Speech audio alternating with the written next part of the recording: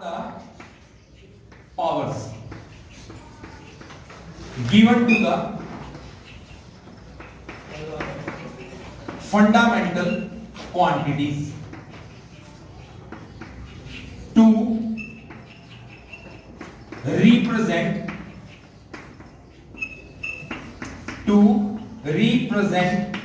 a physical quantity। ये सबसे easy definition है और ये किसी भी बुक में नहीं है आपके पास। क्या बोला मैंने? These are the powers given to the fundamental quantities to represent a physical quantity. ठीक है, अब जैसे सपोज फर्स्ट एग्जांपल ले रहे हैं एरिया। फर्स्ट एग्जांपल क्या ले रहे हैं? एरिया। और आपको बोला जाए एरिया का डायमेंशन लिखो, तो सबसे पहले चेक करो क्या एरिया फिजिकल क्वांटिटी है? क्या एरिया को मापा या तोला जा सकता है? अगर एरिया मापा या तोला जा सकता है तो जिस क्वांटिटी को मापा या तोला जाता है वो फिजिकल होगा। अब मैंने इसका डायमेंशन बनाना, तो मैं क्या करूंगा? एरिया का अपना फॉर्मूला लिखूंगा and that formula is length multiplied by breadth. ये लिख दिया। डायमेंशन में लेंथ, ब्रेड्थ और हाइट तीनों को L रिप्रेजेंट करना है। डायमेंशन लिखते वक्त लेंथ, ब्रेड्थ और हाइट तीनों को L लिखना है। तो मैं यहां पे ऐसे लिख सकता हूं ना, L multiply by L। L multiply by L किसके इक्वल हो गया? L square. ये क्लियर है? अब तीन फंडामेंटल क्वांटिटीज लिखो। वो तीन फंडामेंटल क्वांटिटीज कौन सी हैं? मास, लेंथ, टाइम। इसके दोनों तरफ ब्रैकेट लगा दिया। ये लगा दिया ब्रैकेट। अब देखो इस फॉर्मूले में क्या कहीं पे मास आ रहा है? नहीं, तो m का पावर 0। क्या टाइम आ रहा है? नो, तो टाइम का पावर 0। L तो आ रहा है, कितनी बार आ रहा है? 2 बार, तो L की पावर कितनी हो गई? 2। तो हमने डायमेंशन क्या बनाया? m0 L2 t0। इतना क्लियर हुआ? अब डेफिनेशन से मिलाते हैं। These are the powers, powers आ गई given to the fundamental quantities. Fundamental quantities पे पावर आ रही है ताकि हम किसको रिप्रेजेंट कर सके? एरिया को। और एरिया कौन सी क्वांटिटी है? आप समझ आ गया? Dimensional formula. तो एरिया का डायमेंशनल फार्मूला क्लियर हो गया। हम इसी के साथ यूनिट्स भी दिखाएंगे, याद नहीं करने की जरूरत है। यहां पे लिखा यूनिट्स। अभी पढ़े थे एक सिस्टम एमकेएस है और एक सिस्टम सीजीएस। एमकेएस में लेंथ के लिए मीटर, मास के लिए किलोग्राम, टाइम के लिए सेकंड। सीजीएस में सेंटीमीटर, ग्राम और सेकंड। इस फॉर्मूले में वापस आ जाओ। मास के लिए क्या लिखूंगा? किलोग्राम। लेंथ के लिए क्या लिखूंगा? मीटर। टाइम के लिए क्या लिखूंगा? जो चीज इनकी पावर है वही इनके ऊपर लगा दूंगा। ठीक है। सीजीएस में जी का मतलब क्या होता है? तो मास के लिए ग्राम आ गया। सी का मतलब क्या होता है? तो लेंथ के लिए सेंटीमीटर आ गया। टाइम सेकंड, तो यहां पे सेकंड लग गया। फिर से वही 0, 2 एंड 0। मैथ कहता है जिसका पावर 0 होता है वो तो 1 माना जाता है। तो इसका मतलब ये दोनों तो 1 हो गए। तो एरिया का बड़ा यूनिट क्या आ गया? m स्क्वायर कह लो या फिर मीटर स्क्वायर। और एरिया का छोटा यूनिट क्या आ गया? Centimetre square. मेथड समझ आ गया बच्चे सभी? तो अभी क्वांटिटी की तरफ प्रोसीड करते हैं। ये पहली क्वांटिटी हो गई। अब हम आते हैं सेकंड क्वांटिटी पे। अब आपने साथ साथ चेक करना है वॉल्यूम। वॉल्यूम का अपना फार्मूला होता है length multiply breadth multiply height. Clear? और अभी मैंने बोला था लेंथ, ब्रेड्थ और हाइट तीनों को क्या लिखते हैं? L। ठीक है, तो यहां पे क्या आ गया? L into L into L। कितना बन गया? अब हम फंडामेंटल क्वांटिटीज लिखते हैं M, L एंड T। यहां पे देखें M है कहीं? नो, तो M की पावर 0। टाइम है? नो, तो T की पावर 0। L कितनी बार है? 3 बार। यूनिट्स, अगर हम इसके यूनिट्स बनाएंगे तो यहां पे दोबारा लिख सकते हैं किलोग्राम, मीटर एंड सेकंड। 0, 3, 0। क्या हम सेकंड सिस्टम में लिख सकते हैं? सीजीएस में ग्राम, सेंटीमीटर एंड सेकंड। 0, 3, 0। क्लियर? तो ऑन द होल इसके यूनिट्स क्या बन गए? मीटर, क्यूब एंड बनाने के लिए मेथड समझ आना शुरू होगा। ठीक है, अब आता है तीसरी क्वांटिटी। हमारा तीसरा क्वांटिटी होता है डेंसिटी। इसका अपना फॉर्मूला मैं बता देता हूं। The formula is mass divided by volume. अब क्या करना है? Mass divided by volume. ठीक है, तो ये कौन सी फिजिकल क्वांटिटी बनी? डराइव। समझ गए? क्योंकि इसमें दो फंडामेंटल क्वांटिटीज को हमने क्या किया, डिवाइड। अब बताओ मास का डायमेंशन याद रखना m होता है। जैसे लेंथ का डायमेंशन l है, मास का डायमेंशन m होगा, टाइम का डायमेंशन t होगा। तो मास के लिए m आ गया। ऊपर वाले फार्मूले से अगर देखें तो वॉल्यूम का डायमेंशन कितना है, तो यहाँ पे अपॉन में l क्यूब लगा दिया। ठीक है, जो पावर नीचे प्लस में है अगर हम उसको ऊपर लेके आए तो पावर माइनस हो जाएगी। और क्या नहीं है इसमें, बन गया डायमेंशनल फार्मूला। बोलो, ये डायमेंशनल फार्मूला समझ आ गया सभी को? मास बाय वॉल्यूम, मास का डायमेंशन m, वॉल्यूम का आप बना चुके हो कितना है l क्यूब को ऊपर शिफ्ट किया तो m का पावर यहाँ पे कितना था 1, l ऊपर आया तो -3 हो गया। टाइम तो आ ही नहीं रहा, तो टाइम का डायमेंशन कितना रहा 0। क्लियर हो गया? अब इसके यूनिट्स की बात करनी है, ध्यान से सुनना कैसे पढ़ेंगे।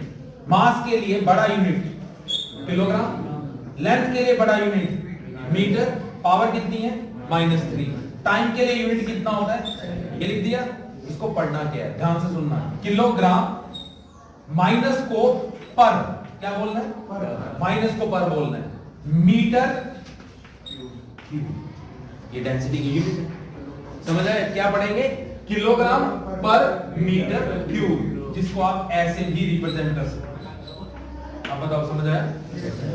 समझ आ गया? तो सिमिलरली इसके छोटे यूनिट्स क्या बनेंगे, किलोग्राम की बजाय क्या आ जाएगा ग्राम, पर मीटर की बजाय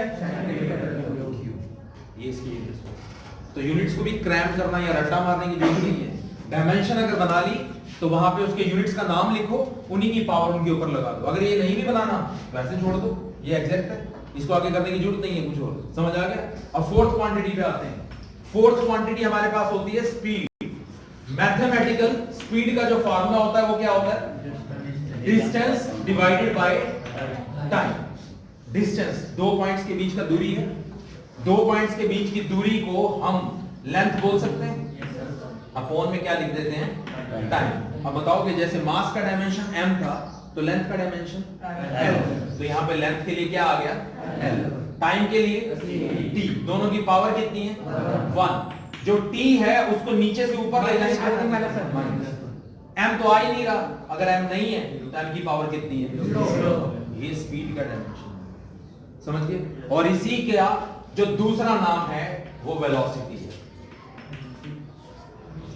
अगर वेलोसिटी की डायमेंशन पूछेगा तो इसी तरह बना के आएगा, बट उसमें डिस्टेंस की जगह डिस्प्लेसमेंट वर्ड का इस्तेमाल। ठीक है, बट आपको तो फॉर्मूला से कोई लेना देना नहीं। Distance upon time, displacement upon time, बात एक ही है, L upon T। L upon T में m0 फॉर्मूला लिख दो यार, नहीं फॉर्मूला याद होंगे, m0 L1 T1। यूनिट्स क्या होने चाहिए बच्चे इसके, क्या मैं लिख सकता हूं किलोग्राम की पावर 0, क्योंकि मास की पावर कितनी है 0, लेंथ की पावर तो मीटर की पावर 1, टाइम का यूनिट उसकी पावर माइनस। क्या इसको रीड क्या करेंगे, मीटर, ये तो 1 हो गया, मीटर पर सेकंड, तो इसको लिख सकते हैं ना मीटर पर सेकंड। क्लियर हो गया? सेकंड यूनिट किलोग्राम की बजाय ग्राम, मीटर की बजाय सेकंड -1, बात तो वही है। ये भी क्या बन जाएगा, सेंटीमीटर पर सेकंड। समझ आया सभी को? इतना बताओ, ये कोई भी क्वांटिटी ऐसी जिसमें आपको डाउट आएगा नहीं? 4 क्वांटिटीज क्लियर हो गई सभी को? ठीक है, नेक्स्ट एक्सीलरेशन का formula. Acceleration is equal to change in velocity divided by change in time. अब आप में से अगर कोई भी स्टूडेंट देखे तो हम वेलोसिटी को v और टाइम को क्या लिख देंगे t। वहां से देखो वेलोसिटी का डायमेंशन क्या था, वेलोसिटी का डायमेंशन क्या लिख सकते हैं, L1 t-1 m0 लिखा हुआ है ना वहां पे, और अपॉन में टाइम का डायमेंशन कितना होता है t, इसकी पावर कितनी है 1। क्या मैं इसको ऐसे लिख सकता हूं m0 L1 t-1, ये तो एज इट इज आ गया, जब इसको ऊपर लाएंगे तो पावर क्या हो जाएगी -1। ये भी हो गया। बेस कितनी बार आ रहा है 2 बार। मैथ कहता है ना जिसका बेस सेम होगा पावर ऐड हो जाएगी, तो हम इसको ऐसे नहीं लिख सकते m0 L1 t। सभी को समझ आ गया? यूनिट्स क्या होने चाहिए, m0 तो किलोग्राम 0, L1 तो मीटर 1, t की पावर -2 तो सेकंड की पावर -2। क्या मैं इसको डायरेक्ट लिख दूं मीटर पर सेकंड स्क्वायर। ठीक है, इसी तरह छोटे यूनिट्स सीजीएस सिस्टम में क्या आ जाएंगे, सेंटीमीटर पर सेकंड। ये भी क्वांटिटी क्लियर हो गई। नेक्स्ट क्वांटिटी मोमेंटम क्या होता है, और ये जैसे जैसे मैं लिख रहा हूं ना ऐसे ही फॉर्मूलाज आपको याद होने चाहिए। मोमेंटम किसके इक्वल होता है, मास मल्टीप्लाइड बाय वेलोसिटी। अब आप बोलो मास का डायमेंशन क्या है, m, वेलोसिटी का डायमेंशन क्या है, m0 l1 t minus 1। m दो बार आ गया, अगर दो बार आ गया तो बेस को सेम कर दिया, उसकी पावर को ऐड कर दिया, साथ में l1 t माइनस 1। क्या हम लिख सकते हैं m1 l1 t माइनस 1। ठीक है, इसके m के सिस्टम में यूनिट्स क्या बनेंगे, किलोग्राम की पावर 1, मीटर की पावर 1, सेकंड की पावर -1, जिसको हम लिख सकते हैं किलोग्राम मीटर माइनस को पर सेकंड। और इसके सीजीएस में यूनिट्स क्या बनेंगे, ग्राम सेंटीमीटर पर सेकंड। समझ आ गया मोमेंटम। ठीक है, नेक्स्ट क्वांटिटी इंपल्स। इंपल्स का formula force multiply by time. अब इसको करने से पहले हम फोर्स का ही फॉर्मूला ड्राइव करते हैं ताकि वो डायरेक्ट पुट हो सके। तो बताओ आप में से फोर्स का फॉर्मूला क्या होता है, फिजिक्स में अभी तक इतना तो पता होना चाहिए, force is equal to mass multiply acceleration. What is the dimension of mass, m। What is the dimension of acceleration, ये रहा m0 l1 t minus 2। तो ये m0 l1 t minus 2। फिर वही बात आ गया m1 plus 0 1 plus 0 l1 t minus 2। तो m1 l1 t minus। ठीक है, इसके यूनिट्स में अगर हम लिखें तो केजी मीटर सेकंड माइनस 2। अब इसका आप एक नाम याद रख लेना, इसका दूसरा नाम न्यूटन। तो फोर्स का बड़ा यूनिट का नाम याद रखना न्यूटन। ठीक है, इसी तरह इसका छोटा unit gram centimetre second minus 2, और इसका सेकंड नेम क्या होगा, टन्स। तो ये फोर्स के लिए कंसेप्ट। ठीक है, नेक्स्ट कंसेप्ट वर्क क्या होता है। कितनी क्वांटिटी होगी हमारी, 7। डायमेंशन समझ आ रही है हम सभी को। वर्क का formula, work is equal to force multiply displacement. Displacement और डिस्टेंस L में ही मापा जाता है। अब आप एक चीज देखो, फोर्स का डायमेंशन क्या है आपके पास, फोर्स का dimension m1 l1 t minus 2 और डिस्टेंस का L कितनी बार आ गया, 2 बार। तो बेस को कॉमन किया तो 1 + 1 हो गया t minus 2। ये कितना आ गया, m1 l2 t minus 2। ठीक है, यूनिट्स क्या होंगे इसके, KG metre square second minus 2, या फिर किलोग्राम मीटर स्क्वायर पर सेकंड स्क्वायर, और इसको आप लोग क्या बोलोगे, जूल। वर्क का यूनिट, बड़ा यूनिट का नाम क्या है, जूल। अगर ये याद नहीं रहता तो ये लिख देना, ये तो बना लोगे ना यहां से। इसी तरह इसके छोटे यूनिट्स क्या होंगे, ग्राम सेंटीमीटर स्क्वायर पर सेकंड स्क्वायर, इसका दूसरा नाम अर्थ, ER। और जो ये डायमेंशन बनी है इसकी तरह एनर्जी का भी सेम डायमेंशन होगा।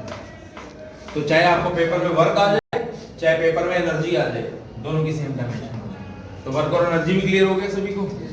Next quantity power.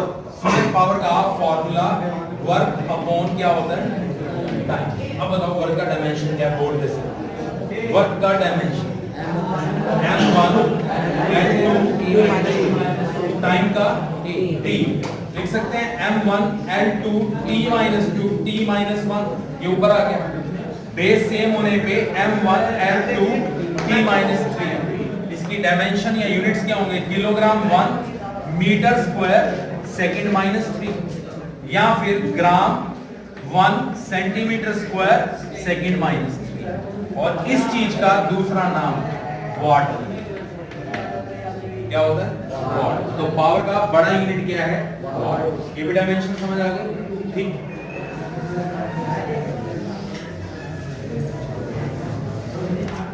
अगला quantity 10th quantity pressure. Pressure का formula force divided by area. Force का डायमेंशन लिखा हुआ है हमने पहले ही, m1 l1 t minus 1। और एरिया का डायमेंशन कितना होता है l स्क्वायर। ये कितना बन गया m1 l1 t minus 2 l power minus 2 कितना आ गया m1 l minus 1 t minus 2। Units बताओगे मीटर के मास के लिए क्या लिखेंगे लेंथ के लिए और टाइम के लिए ये हो गया। यहाँ इसका छोटा यूनिट क्या होगा ग्राम मीटर सेकंड माइनस। और ये याद रखना प्रेशर का दूसरा नाम है स्ट्रेस। समझिए प्रेशर आए या स्ट्रेस आए एक ही वर्ड लिखना। एंगल का फॉर्मूला क्या होगा अब इसको मैं एक्सप्लेन कैसे करूंगा एंगल के फॉर्मूले के लिए। देखो ये सर्कल है, ये सर्कल के अंदर स्टार्टिंग पॉइंट और ये बॉडी की दूसरी पोजीशन, यहाँ पे एंगल आ गया, ये रेडियस है और यहां से यहां तक की दूरी आर्क होती है। तो एंगल का फॉर्मूला बनता है आर्क बटे रेडियस। क्या आर्क दूरी है और दूरी को हम l लिख सकते हैं, रेडियस भी तो डिस्टेंस है और डिस्टेंस को भी क्या लिख सकते हैं l से l कट गया, ना तो m के ऊपर पावर आएगी ना l के ऊपर आएगी ना ही t के ऊपर। तो ये एक ऐसी क्वांटिटी है जिसकी कोई dimension, angle is a dimensionless quantity. इसी तरह अगर कोई और डायमेंशनलेस क्वांटिटी आएगी तो उसका नाम क्या होता है स्ट्रेन। ठीक है, स्ट्रेन का मतलब होता है जब किसी बॉडी पे दबाव डालते हैं ना तो जो उसके अंदर बदलाव पैदा होता है उसको स्ट्रेन बोलते हैं। तो स्ट्रेन का भी अपना एक फॉर्मूला है और वो है चेंज इन कॉन्फ़िगरेशन। कॉन्फ़िगरेशन का मतलब लंबाई चौड़ाई में बदलाव आना और डिवाइडेड बाय ओरिजिनल कॉन्फ़िगरेशन। अब इन दोनों को अगर भाग करेंगे तो सब कैंसिल हो जाएगा, तो आपका फॉर्मूला m0 l0 t0। समझ आ गया? तो बताओ डायमेंशन का पार्ट क्लियर हो गया सभी?